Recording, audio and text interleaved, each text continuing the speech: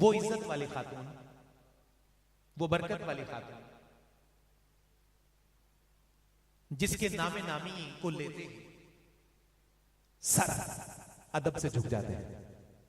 वो वाहिद हस्ती खवातीन की सफ में, वो मुमताज, वो मुक्तदर, वो मोतबर, वो तैयबा, वो ताहिरा, वो जाहिदा, वो आबिदा, वो आतिका, वो सैयदा, जन्नती औरतों की सरदार, मेरे रसूल की प्यारी मुकद्दस साहिबजादी, जिनका एहतराम ये था कि सैयदा पाक हुजूर की बारगाह में दिन में 10 दफा भी आती तो सरकार 10 दफा ही उठ के इस्तकबाल करते।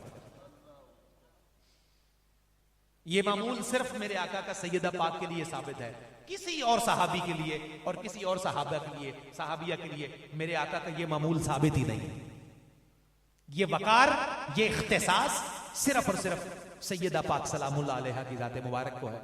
और एक इख्तिसास उन्हें यह भी हासिल है कि कल क़यामत के दिन जब मजमा हशर लगेगा, पूरी बनीनो इंसानियत अल्लाह जमा करेगा, हशर में एक मुनादी सदा देगा, ए माशर वालों अपनी निगाहें नीची कर लो, फातिमा बिन्ते मोहम्मद तशरीफ लाती। ये इज्जत भी सिर्फ सैयदा पाक के लिए है। सुनिए उसी खातून की, इज्जत वाली खातून की बारगाह में मैं एक जुमला आपकी इजाजत से पहले बाबू भाई कहना चाहूंगा। अगर आप फातिमा का, आप क्योंकि पढ़े लिखे लोग हैं, किताब से भी, शऊर से, तहजीब से, इल्म से भी आपका ताल्लुक है, अगर आप फातिमा का डिक्शनरी में लुगत में मतलब तलाश करें तो इसका मतलब लिखा हुआ है लुगत की किताबों में छुड़ाने वाली। क्या क्या तर्जुमा है? कह दीजिए सारे, छुड़ाने वाली। ये लुगत का तर्जुमा है निसार साहब। लुगत में लिखा है हाफिज साहब, छुड़ाने वाली को फातिमा कहते हैं। और जो दीन सिखाने वाले हैं ना, वो बताते हैं कि नजात देने वाली का नाम फातिमा हुआ करता है। और जो घर वाले हैं वो ये बताते हैं कि जो समझ में ना आए उसका नाम फातिमा हुआ करता है।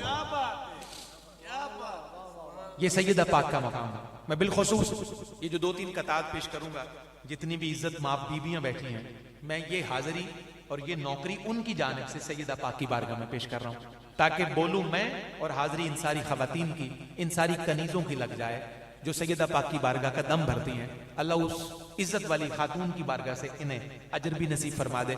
ये मैं नौकरी जितनी भी मुअज़्ज़ज़ माएँ बहनें बेटियां बैठी हैं उनकी तरफ से ये 2-3 कतार पेश करता हूँ। सैयदा पाक की बारगाह में पहला कता, लेकिन बड़े अदब से सुनिएगा। अक्सर व बेशतर हमने देखा है कि जब सैयदा पाक का जिक्र है तो तहजीब ना मुयस्सर हो तो ऐसे आबाब करते हैं। बहरहाल हम क्योंकि तरबियत याफ्ता लोगों के कदमों में बैठने वाले हैं, सैयदा पाक का जिक्र कभी भी चीख कर चिल्ला कर बदतमीजी के साथ नहीं किया जाता। ये बड़े अदब का मकाम है। और यहाँ हमेशा आपका जो आहंग है बोलने का वो बड़ा बाअदब और भीगा हुआ होना चाहिए। हमें हमारे असातिज़ा ने, बड़ों ने यही सिखाया है। सुनिए, आज के दौर की खवातीन भी बैठी हैं, वो ये पैगाम बिलखुसूस सुने जो मैं कहने वाला हूँ। बड़ी नाजुक बात मैं करने वाला हूँ, लेकिन आपकी तवज्जो हो तो ये आपके सीने तक पहुंचेगी। मेरे रसूल का हुक्म है कि मेरी और मेरी आल की मोहब्बत अपनी औलादों को सिखा कर जाना।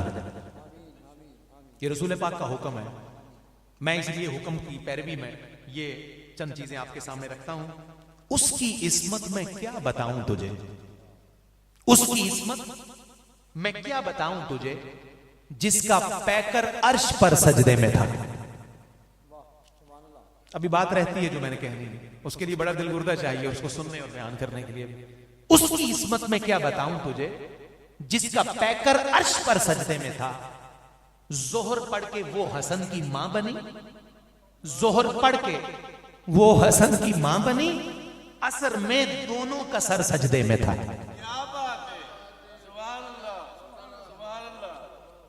उसकी इस्मत में क्या बताऊं तुझे।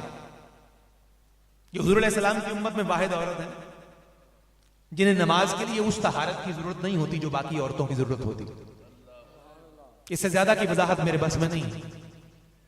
उसकी इस्मत में क्या बताऊं तुझे, जिसका पैकर अर्श पर सजदे में था। जोहर पढ़ के वो हसन की मां बनी और असर में दोनों का सर सजदे में था। असर में दोनों का सर सजदे में था। दूसरा कथा, मुस्तफा ने कहा ये दुनिया तेरी तौकीर पा नहीं सकती। मुस्तफा ने कहा ये दुनिया तेरी तौकीर पा नहीं सकती, तू इजाजत न दे अगर ज़हरा, मौत तेरे घर आ नहीं सकती। मुस्तफा ने कहा यह दुनिया तेरी तौकीर पा नहीं सकती। तू इजाजत न दे अगर ज़हरा, मौत तेरे घर आ नहीं सकती। तीसरा और आखिरी कथा, उसके बाद अगले सना खान की हाजिरी का आगाज होगा। आपने कुरान पाक की आयत अभी कारी रफीक साहब से सुनी, इन्ना आतईना कल कौसर, इन्ना आतईना कल कौसर। ये कुरान की आयत है, हुजूर की नात है बेसिकली, कि हमने महबूब आपको खैर कसीर अता फरमाया। मैं आपको मनकबत के अंदर आयत का ये टुकड़ा जम करते हुए बताता हूं कि इसी आयत को मनकबत में कैसे बयान करते हैं। मोहब्बत से आखिरी कथा, 4 मुख्तसर से मिसरे। फर्श पे उतरी फातिमा बनकर, सूंघ रहे थे प्यार से सरवर। सूंघ के लफ्ज पे जरा ध्यान रखिएगा। मेरे करीम आका का मामूल था, बहुत कम लोग बताते हैं। हुजूर सरवर आलम का मामूल था कि वो अली को चूमा करते थे, फातिमा को सूंघा करते थे। मौला अली को चूमा करते और सैयदा पाक को सूंघा करते। किसी ने सवाल किया कि हुजूर ये अजीब मामला है, दुनिया से उलट है। बच्चियों के माथों को चूमा जाता है, लेकिन आप बेटी को सूंघते हैं, मौला अली को चूमते हैं। सरकार ने जवाब दिया कि मुझे फातिमा से तौहीद की खुशबू महसूस होती है। अब सुनिए ये मिस्र मेरी बात मुकम्मल। फर्श पे उतरी फातिमा बनकर, सूंघ रहे थे प्यार से सरवर। अर्श से दी आवाज खुदा ने, इन्ना आतईना कल कौसर। फर्श पे उतरी फातिमा बनकर, सूंघ रहे थे प्यार से सरवर। अर्श से दी आवाज खुदा ने, इन्ना आतईना कल कौसर। महबूब आपको खैर कसीर अता फरमाए। अर्श से दी आवाज खुदा ने, इन्ना आतईना कल कौसर। गर कबूल उफ्तत ज़ही इज़्ज़ो शरफ। आगे बढ़ते हैं।